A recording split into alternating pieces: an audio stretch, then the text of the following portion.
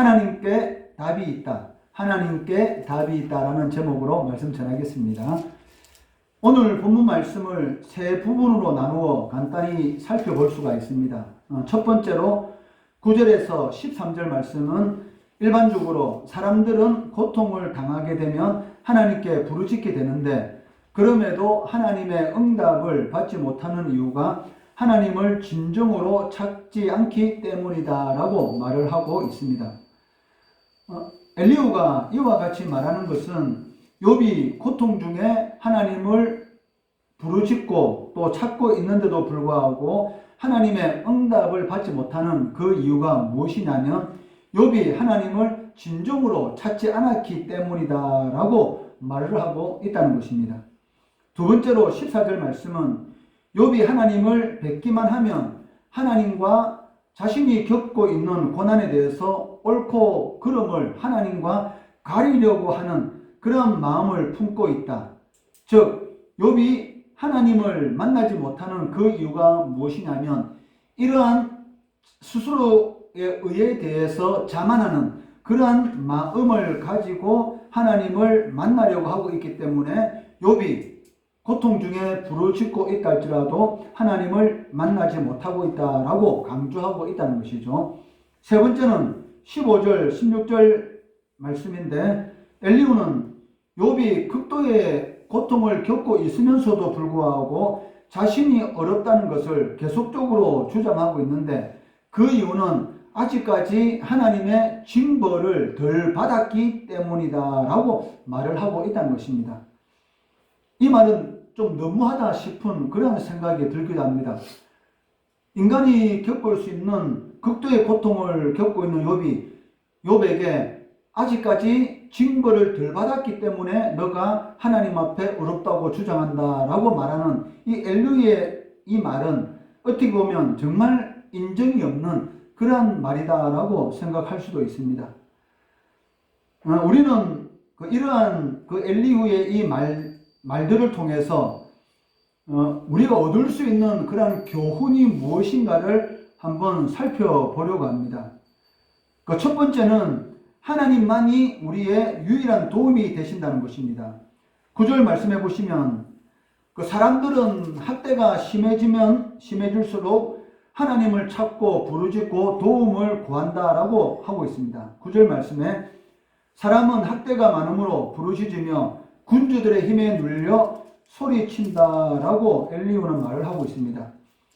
엘리후의 이 말은 인간이 가지고 있는 당연한 본능이다라고 말을 할 수가 있을 것입니다. 당연히 인간이 고통을 겪고 어려운 그런 고난 가운데 빠지게 되면 당연히 본능적으로 하나님을 찾게 되는 것입니다. 그러나 그 대상이 누구인가가 중요하다는 것이죠. 고통을 받으면은 학대가 심해지는 그런 일들이 생기면 부르짖고 도움을 구하게 되는데 그 도움을 구하는 그 대상이 누구인가? 이것이 중요하다는 것이죠. 사람이 고통을 받을 때에 우상을 찾아가서 부르짖을 수도 있습니다. 그리고 점쟁이나 무당을 찾아가서 도움을 구할 수도 있고 또 어떤 나의 이러한 문제를 해결해 줄 수 있을 것 같은 사람에게 부르짖을 수도 있고 또 어떤 사람들은 하나님께 부르짖을 수도 있다는 것이죠. 그렇지만 누구에게 부르짖느냐에 따라서 결과는 완전히 다르게 나타난다는 것입니다.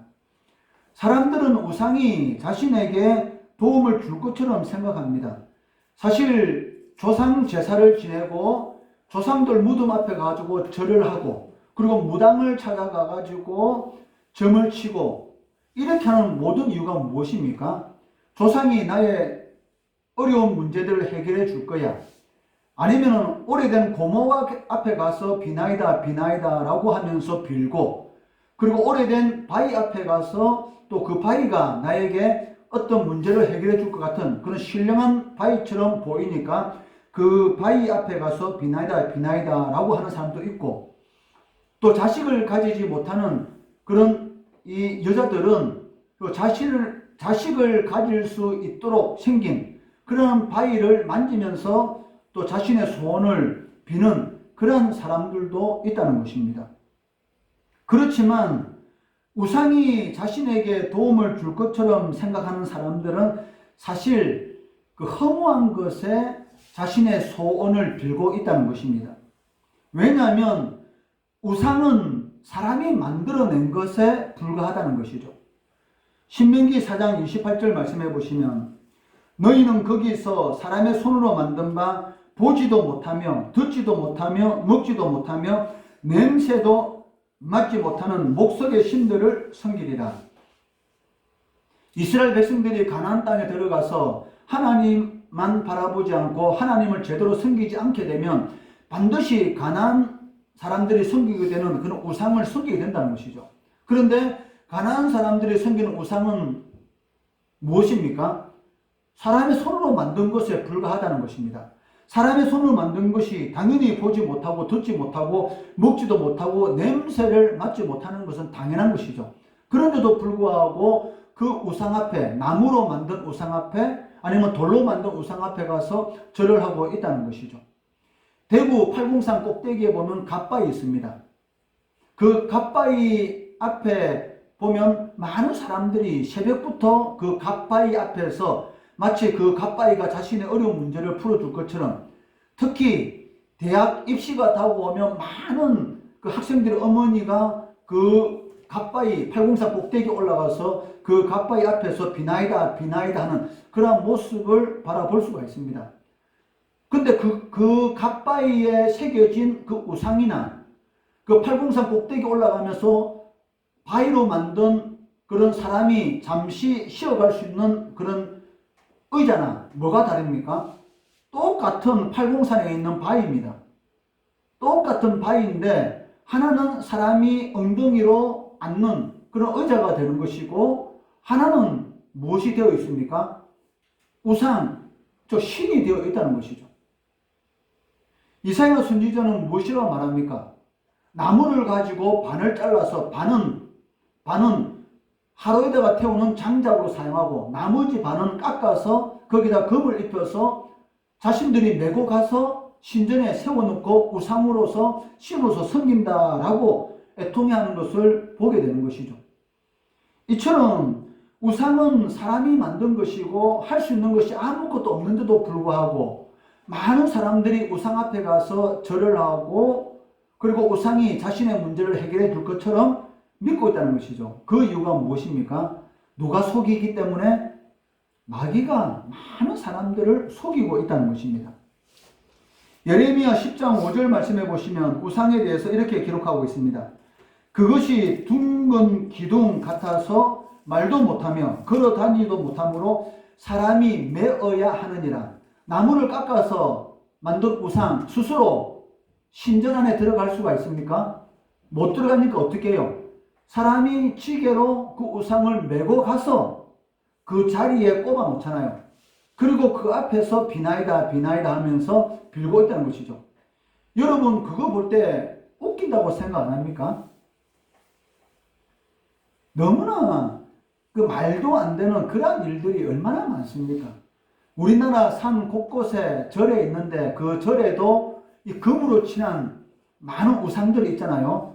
사람이 만들어서 금으로 칠했어요. 그래가지고 그것을 어마어마한 크기로 만들어가지고 산 꼭대기에 세워놓고 마치 그것이 자신의 어려운 문제를 해결해 줄 것처럼 그 앞에서 비나이다 비나이다 하고 있습니다. 얼마나 답답합니까? 사람이 메어야 하느니라. 그것이 그들에게 할을 주거나 복을 주지 못하나니 너희는 두려워하지 말라 하셨느니라. 우상은 아무것도 아닌 것이기 때문에 그 우상에 대해서 무서워하고 두려워할 필요 없다는 것이죠. 할 수 있는 것이 아무것도 없어요. 이러한 것들이 어떻게 사람에게 도움을 줄 수 있겠습니까? 험한 것이죠. 사람도 마찬가지입니다. 사람이 도움이 될 수도 있습니다. 사소한 일에는 사람이 도움이 될 수도 있어요. 그렇지만 사람은 한계가 있지 않습니까? 도와줄 수 있는 사람도 한계가 있기 때문에 자신의 한계를 벗어나게 되면 더 이상 도와줄 수가 없다는 것이죠. 돕고 싶어도 돕지 못합니다. 부모님들이 여러분들에게 모든 것을 다 해주고 싶은 마음은 있지만 해줄 수 없는 것이 너무나 많아요. 왜? 한계가 있기 때문에. 그래서 시편 기자는 이렇게 고백하고 있습니다. 시편 146편 3절 말씀해 보시면 기인들을 의지하지 말며 도울 힘이 없는 인생도 의지하지 말지니. 인생은 궁극적으로 도울 힘이 없기 때문에 인생을 의지하면 안 된다라고 말을 하고 있습니다. 그렇다면 우리의 도움은 어디에 있습니까? 바로 하나님께 있다라고 말씀하고 계십니다. 시편 121편 1절 2절 말씀해 보시면 내가 산을 향하여 눈을 돌리라. 나의 도움이 어디서 올까? 나의 도움은 천지를 지으신 여호와에게서로다 라고 고백하고 있습니다.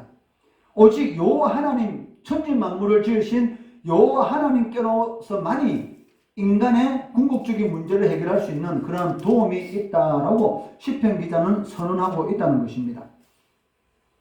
역대하 14장에 보시면 남쪽 유다 아사 왕 때에 구스 사람 세라가 군사 100만 명 그리고 병거 300대를 거느리고 유다를 침공하게 됩니다. 이 시대의 병거면 지금으로 말하면 장갑차 이렇게 말할 수가 있겠죠. 그런데 이스라엘은 장갑차가 거의 없었습니다. 무려 군사 100만 명과 장갑차 300대를 거느리고 이 아사 왕 때에 남쪽 유다를 이 세라라는 이 사람이 침공하게 되었던 것이죠. 그때 아사 왕이 하나님 앞에 이렇게 간절히 기도합니다. 역대하 14장 11절 말씀. 아사가 그의 하나님 여호와께 부르짖어 이르되 여호와여 힘이 강한 자와 약한 자 사이에는 주밖에 도와줄 리가 없사오니 우리 하나님 여호와여 우리를 도우소서. 아사 왕이 누구에게만 도움을 구하고 있습니까? 강한 사람과 약한 사람들이 이 땅에 많이 있지만 진정으로 이 문제를 해결해 줄 수 있는 분은 누구다? 우리 하나님 여호와시다. 오직 하나님만이 강한 자와 약한 자 사이에 도움이 되시는 분이시다라고 하나님 앞에 간절히 기도할 때에 하나님께서 이 구스 사람 세라의 군대를 침으로 인해서 도망가가지고 한 사람도 살아남지 못했다라고 성경은 기록하고 있습니다. 그리고 다윗은 시편 62편 1, 2절에서 이렇게 고백합니다. 나의 영혼이 잠잠히 하나님만 바라며 나의 구원이 그에게서 나오는도다.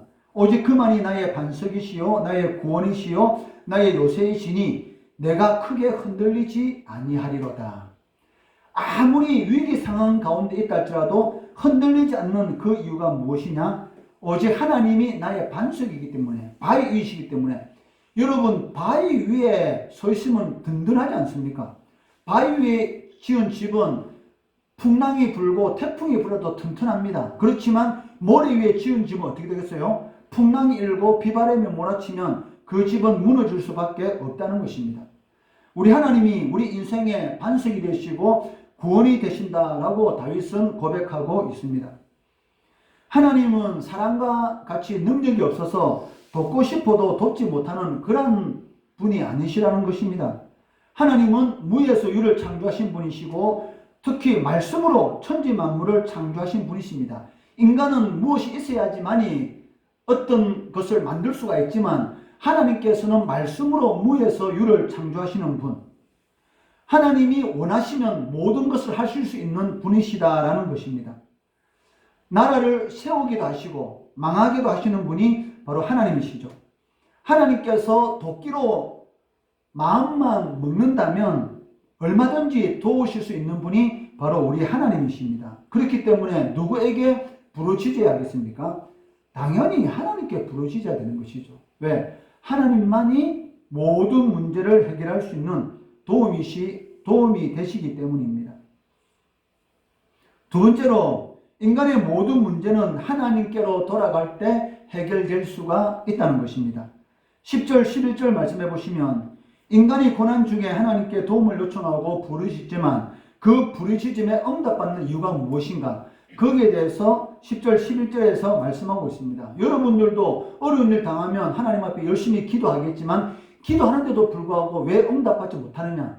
그 이유가 10절 11절에서 말씀하고 있는데 나를 지으신 하나님은 어디 계시냐고 하며 밤에 노래를 주시는 자가 어디 계시냐고 말하는 자가 없구나. 땅의 짐승들보다도 우리를 더욱 가르치시고 하늘의 새들보다도 우리를 더욱 지혜롭게 하시는 이가 어디 계시냐고 말하는 이가 없구나.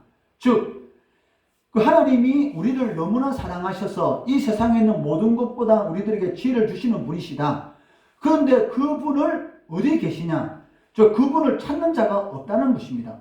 기도는 하고 있는데 하나님을 찾지 않는다는 것이죠. 이게 무슨 말입니까? 기도는 하되 형식적으로 입만 뻥긋뻥긋하는, 전혀 믿음이 없는, 기도는 하지만 하나님을 찾지 않는, 즉 하나님의 뜻대로 살려고 하는 그런 마음이 없는 기도, 그런 기도에 대해서는 하나님께서 응답하지 않는다라고 말씀하고 있습니다. 엘리후가 이렇게 말하는 이유가 무엇일까요? 욥이 고난 가운데 부르짖는데도 불구하고 하나님이 응답이 없다라고 말하는 이 욥의 말에 대해서 네가 하나님께 돌아가지 않기 때문에 그런 것이다. 네가 회개하고 하나님 앞에 돌아가야 되는데 회개도 하지도 않고 하나님 앞에 돌아가지 않으니까 하나님께서 네 기도를 지금 들어주지 않는 것이지 라고 엘리후는 욥에게 비난하고 있다는 것입니다. 그러나 엘리후의 이 말은 잘못된 말입니다. 하나님이 욥의 부르짖음에 응답하지 않는 이유는 무엇입니까? 욥은 하나님을 떠난 적이 없습니다. 그런데도 불구하고 하나님께서 욥의 이 부르짖음에 응답하지 않는 이유는 우리들이 알지 못하는 그 하나님의 섭리 때문이죠. 하나님의 특별한 섭리, 그것 때문에 욥이 지금 고통을 받고 있는 것이지, 욥은 처음부터 하나님을 떠나본 적이 없는 사람이라는 것입니다. 왜? 욥은 하나님께서 인정하는 의인이었지 않습니까? 욥이 이 고난을 받기 전에 욥에 대해서 하나님께서 뭐라고 말씀하세요? 동방에서 최고의 의인이다, 이렇게 말을 하고 있습니다. 그러니까 하나님께서도 인정하는 의인이었던 것입니다. 그러니까 욥의 고난은 하나님의 특별한 섭리에 의해서 당하고 있는 고난이기 때문에 하나님께서 정하신 때가 되면 자연스럽게 해결됩니다. 만약에 욥이 죄를 지어서 고난을 받고 있다면 당연히 해결해야 되죠. 그렇지만 욥의 고난은 죄 때문에 온 고난이 아니기 때문에 그 욥에게 필요한 것은 무엇이겠습니까? 인내, 참고 견디는 것입니다. 하나님의 때가 올 때까지. 그 방법밖에 없다는 것입니다. 그러니까 욥에게는 엘리후의 이 말, 죄 때문에 너가 고난을 받고 있고 죄 때문에 고난을 받고 있기 때문에 회개하고 하나님 앞으로 돌아가야 되는데 너가 회개하지 않고 돌아가지 않으니까 기도하더라도 응답을 받지 못하고 있지 않느냐라고 엘리후가 말을 하고 있는데, 이 말은 욥에게는 해당되지 않습니다. 그렇지만 사실은 인간의 모든 문제는 하나님을 떠났기 때문에 발생했다는 것입니다. 그것은 사실이죠. 그 인류를 찾아온 모든 문제는 인류의 조상인 아담과 하와가 하나님을 떠났기 때문에, 즉 다른 말로 말하면 타락했기 때문에, 하나님과의 관계가 깨어졌기 때문에 인류에게 죄의 문제가 생기게 되었다는 것이죠. 그렇기 때문에 인류를 찾아온 모든 문제의 근본적인 원인은 무엇입니까? 하나님을 떠난 것입니다. 그렇다면 우리들에게 일어나는 모든 문제를 해결할 수 있는 그 방법이 이미 제시되어 있죠. 무엇입니까? 하나님을 떠나서 문제가 생겼기 때문에 그 문제를 해결하려면 어떻게 하면 되겠습니까? 하나님께로 돌아가면 모든 문제는 다 해결된다는 것입니다. 하나님에 의해서 인간은 창조되었기 때문에 하나님의 다스림을 받을 때만이 인간은 진정으로 행복한 그러한 삶을 살아갈 수가 있습니다. 그런데 문제는 뭐예요?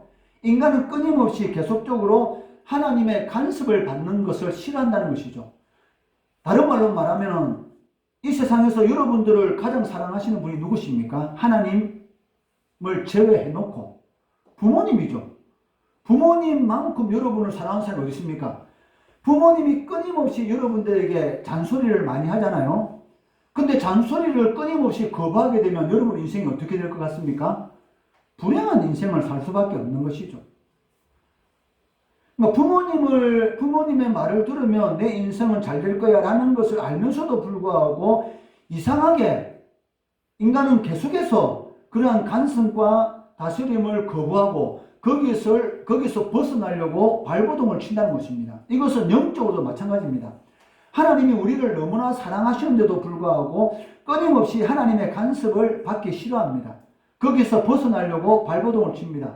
마치 누구같이? 누가복음 15장에 보시면 아버지 집을 떠난 탕자 이야기가 나오지 않습니까?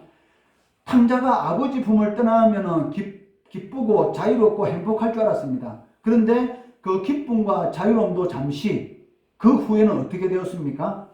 돼지가 먹는 지엽 열매조차 먹지 못하는 그런 비참한 상황 가운데 떨어지게 된 것이죠. 인간이 겪을 수 있는 가장 비참한 그런 상황 가운데 이 탕자가 떨어졌는데, 그 탕자의 문제는 어떻게 해결되었습니까? 자신의 잘못을 깨닫고 아버지에게로 돌아왔을 때 다시 그 집안의 아들로서의 지위가 회복되고 남은 인생은 행복 시작, 고난 끝, 이런 인생을 이제 살게 되었던 것이죠. 탕자가 고난을 받은 이유가 무엇이냐면 자신이 있어야 할 곳을 떠났기 때문입니다. 여러분들은 하나님 품 안에 있을 때가 가장 행복한 사람입니다. 그런데 만약에 여러분들이 하나님의 품을 떠나면 어떻게 되겠어요? 탕자와 같은, 그 순간은 내 마음대로 하니까 자유롭고 행복한 것 같은 그런 생각이 듭니다. 그렇지만 결과는 어떻게 될까요? 가장 불행한 인생을 살아갈 수밖에 없다는 것입니다. 그렇기 때문에 탕자가 머물러야 할 곳이 아버지의 집인 것처럼 여러분들이 머물러야 할 곳은 하나님의 품 안이라는 것이죠. 바로 그리스도 안이라는 것입니다. 젊은 자동차 정비사가 고물 자동차 한 대를 싸게 구입하였습니다. 거의 굴러가지 않을 정도의 고물차, 그러니까 가격은 엄청 싸게 구입했겠죠. 그 고물차를 구입해가지고 정비사니까 열심히 수리를 해가지고 이제는 달릴 만한 차로 고쳤습니다. 그리고 자신의 기술로 고친 그 차를 타고 달리니 얼마나 기분이 좋았습니까? 그리고 자신이 가지고 있는 정비 기술에 대해서도 어느 정도 자부심을 가질 수 있었을 것입니다. 그리고 오랫동안 자신이 마음먹고 있던 차를 타고 전국 방방곡곡을 여행하고 싶은 그런 마음을 이루어 보자라는 그런 생각을 가지고 그 차로 이제 장거리 여행을 하게 되었습니다. 그런데 도중에 엔진이 탈탈거리니 그만 차가 멈춰버린 것입니다. 그 젊은이는 차에서 내려서 본네트를 열고 고장 원인을 찾기 시작합니다. 그때 마침 지나가는 차 한 대가 옆에 서더니 노인 한 사람이 내려서 젊은 정비사의 곁에 서서 고장난 차의 엔진을 들여다보았습니다. 그때 젊은 정비사는 그 노인을 보면서 문제 없으니까 걱정하지 말고 가시라고, 내가 정비사기 때문에 이 차에 대해서는 너무나 잘 알고 있기 때문에 우리 어르신 그냥 가셔도 된다라고 이렇게 큰 소리를 치면서 그 고장난 원인을 찾기 위해서 엔진 이곳저곳 여러 부분들을 살펴보았습니다. 그런데 아무리 살펴보더라도 오랜 시간 동안 그 차를 고치기 위해서 그 원인을 아무리 찾았는데도 불구하고 끝내 그 고장의 원인을 찾지 못했습니다. 그때까지 옆에서 지켜보던 한 노인이 그 젊은 정비사에게 내가 잠시 만져봐도 되겠느냐 하면서 손가락 가지고 엔진의 한 부분을 그냥 툭 친 거예요. 한번 툭 치고 나서 그 다음에 그 젊은 정비사 보고 한번 차에 시동을 걸어봐라 라고 이렇게 말했습니다. 젊은이는 미심쩍죠. 왜냐하면 그냥 손가락 가지고 어떤 엔진 한 부분을 그냥 툭 쳤으니까 아, 이 어르신 정말로 이상한 사람이다 그런 생각이 들었지만 그래도 이렇게 연세 있는 분이 자기에게 말을 하니까 그럼 말을 들어야지 라고 싶어서 엔진에 시동을 딱 걸었는데 어떻습니까? 엔진이 경쾌한 이런 그 시동 소리를 울리면서 잘 돌아가는 겁니다. 그때 이 청년이 너무나 놀라가지고 그 노인을 향해서 이상한 눈빛으로 보면서 혹시 당신의 정체가 어떻게 됩니까? 당신은 누구십니까? 라고 이렇게 물어봤습니다. 그때 이 노인이 자신에 대해서 뭐라고 말을 했겠습니까? 이미 여러분들 이 그림을 봐서 알겠죠? 그 노인이 누구였느냐면 그 자동차, 그 젊은이가 고치고 있던 그 자동차를 만든 바로 헨리 포드라는 그 자동차 왕이었습니다. 지금도 포드차 유명하잖아요, 세계적으로. 그 헨리 포드가 바로 그 사람이었던 것이죠. 이 이야기가 우리들에게 무엇을 가르쳐 주고 있습니까? 자동차에 생긴 문제는 누가 가장 잘 알겠습니까? 자동차를 만든 사람. 말할 필요가 없죠. 헨리 포드라는 사람이 그 자동차를 만들었으니까 그 자동차에 대해서 가장 잘 알고 있죠. 마찬가지로 사람에 대해서 누가 가장 잘 알 수 있을까요? 하나님이시죠. 왜? 하나님께서 인간을 창조하셨기 때문입니다. 그렇기 때문에 모든 인생의 문제는 인생을 만드신 하나님께로 돌아갈 때 모든 문제는 해결된다는 것입니다. 세상 모든 일에는 우리 스스로 해결할 수 있는 문제도 있습니다. 그렇지만 해결할 수 없는 그런 문제가 더 많다는 것이죠. 그렇기 때문에 그러한 문제를 해결하려고 하면 결국 누구에게로 돌아가야 됩니까? 하나님께로 돌아가야 한다는 것입니다. 인간이 해결하려면 끝이 보이지 않는 문제도 하나님이 한 번 손가락으로 툭 치면 그 문제는 쉽게 해결될 수가 있다는 것입니다. 그런데도 불구하고 끝까지 그 문제를 자신이 짊어지고 하나님께 맡기지 않는 것, 이것처럼 어리석은 사람이 어디 있습니까? 시골에 어떤 할머니가 무거운 짐을 어깨에 메고 버스를 탔습니다. 그런데 내리는 그 순간까지 그 짐을 어깨에서 내려놓지 않고 버스 안에서도 그 짐을 계속 짊어지고 있는 거예요. 그래서 옆에 사람이 그 할머니에게 물어봤습니다. 할머니, 왜 짐을 버스 바닥에 내려놓지 않고 계속 짊어지고 있습니까? 라고 물어보니까 그 할머니가 뭐라고 이야기했겠습니까? 자신이 버스를 탈 때는 자신의 버스비만 냈기 때문에 짐의 버스비는 내지 않았기 때문에 메고 있다라고 이렇게 말을 하는 거예요. 얼마나 어리석은 것입니까?